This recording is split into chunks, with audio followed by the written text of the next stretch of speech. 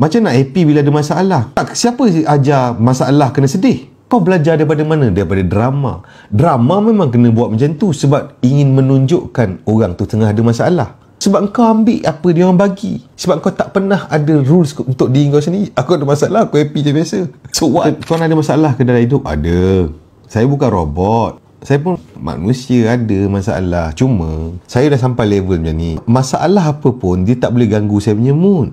Dia hanyalah masalah. Cuma kau banyak silap. Bila kau ada masalah, tiba-tiba muka kau muncung. Kau ada masalah tiba sepanjang hari. Dah kenapa? Kau masalah lah. Tapi kau teruskan happy lah. Kau faham tak? Hidup ni kejap je kawan-kawan. Kau bayangkan kau tengah muncung tu tiba-tiba mati. Rugi. Kau tengah macam ni. Tiba-tiba mati. Rugi. Kau faham tak?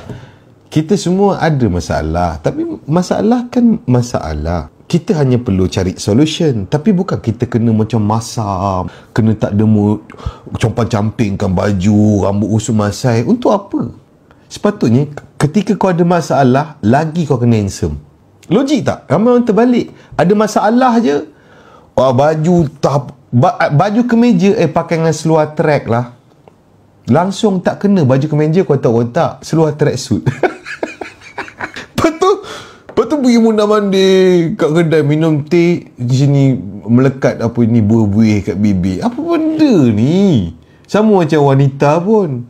Pucat desi muka. Patutnya kau ada masalah, lagi kau kena cantik. Lagi kau kena wangi. Sama macam lelaki. Lagi kau ada masalah, lagi kau kena handsome. Baru kau ada peluang untuk keluar daripada masalah tu. Mana tak kau lagi teruk?